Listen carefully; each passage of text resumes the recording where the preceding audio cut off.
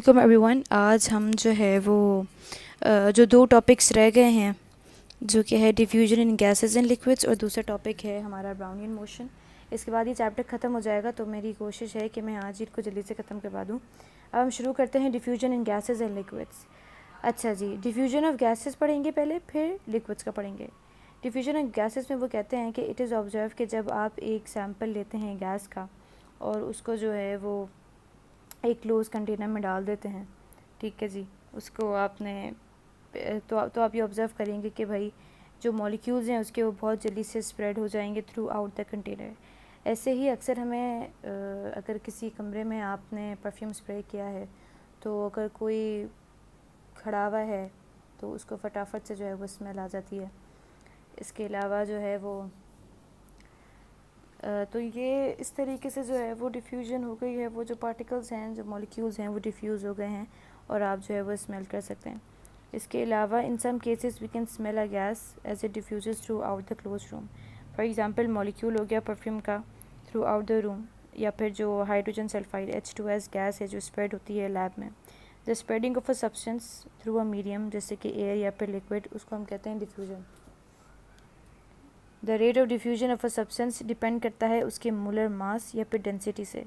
एक Scottish chemist Thomas Graham ने 1846 में इसको स्टडी किया, the rate of diffusion of different gases, and उसने अपना ग्राहम्स लॉ जो है वो फॉर्मुलेट किया। ये जो लॉ है ये स्टेट करता है कि जो रेट ऑफ डिफ्यूजन है गैस की, वो इन्वर्सली प्रोपोर्शन होती है उसके स्क्वायर रूट मोलर मास से या फिर उसकी डेंसिटी से। दूसरे लफ्ज़ों में अगर मैं कहूँ तो लाइटर गैसेस जल्दी डिफ्यूज़ हो जाती हैं बजाय हैवियर गैसेस के। जैसे कि हाइड्रोजन गैस है वो डिफ्यूज़ 4 टाइम्स होती है faster than the oxygen similar conditions पे। लेकिन डिफ्यूजन की एग्जांपल ऐसे भी ले सकते हैं कि अगर आप कभी बाहर से आ रहे हैं और घर में जो है वो बिरयानी पकी है, तो आपको पता चल जाता है कि भाई घर में बिरयानी जो है वो पकी है। ये डिफ्यूजन की एग्जांपल है। कहीं किसी ने स्प्रे किया है तो आप दूर हों तब भी आपको जो है वो जो स्मेल है वो आ जाती है। तो ये भी एग्जांपल है डिफ्यूजन की। मॉलिक्यूल्स डिफ्यूज़ हो जाते हैं, स्प्रेड हो जाते हैं उस रूम में जिसके बायस आपको जो है फिर वो स्मेल आती है। इसके बाद हम करते हैं डिफ्यूजन लिक्विड्स का। लिक्विड्स जो है वो बीच की स्टेज है between gas and solid. Like gases liquid molecules भी जो है वो मूव करते हैं और फ्लो करते हैं और diffuse. Rate of movement of liquid में जो है वो मॉलिक्यूल्स की वो कम होती है देन गैसेस। यही वजह है कि डिफ्यूज़ स्लोअर देन गैसेस। जैसे कि अगर आप 3 से 2 ड्रॉप्स डालें किसी ब्लू इंक का 200 ml ऑफ वाटर में, किसी भी बीकर में, तो आप ये देखेंगे कि भाई जो ब्लू कलर है इंक का वो स्प्रेड होगा स्लोली इन द वाटर, और फिर कहाँ जाके जो है पूरा पानी जो है वो ब्लूइश हो जाएगा। इसका मतलब ये है कि डिफ्यूजन लिक्विड्स में भी होता है, लेकिन जो टाइम होता है, जो रेट होता है डिफ्यूजन का लिक्विड्स में, वो कम होता है, स्लो होता है कंपैरेटिवली टू गैसेस। गैसेस में जल्दी होता है, लिक्विड्स में स्लोली होता है। अच्छा जी, अब इस चैप्टर का लास्ट टॉपिक जिसका नाम है ब्राउनियन मूवमेंट, जो कि आता रहता है अक्सर 5 ईयर में भी इसका जिक्र है। इवन द 10th के उसमें भी इसका एक जिक्र है।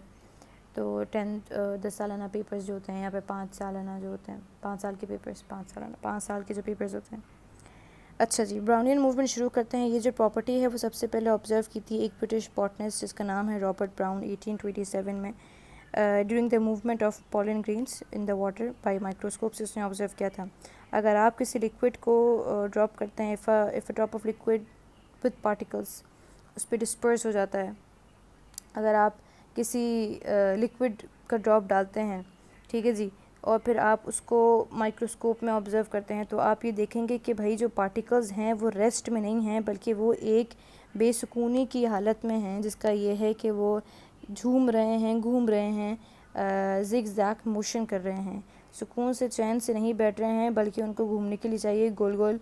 लेकिन गोल गोल तो नहीं घूमेंगे, मूवमेंट करेंगे, जिसका, और कौन सी मूवमेंट करेंगे, जिग जैग मोशन होगी। इस मोशन को कहते हैं ब्राउनियन मूवमेंट, जो कि नाम के बाद उसने अपना रखा है अपने नाम से, जिसका नाम है ब्राउनियन मूवमेंट।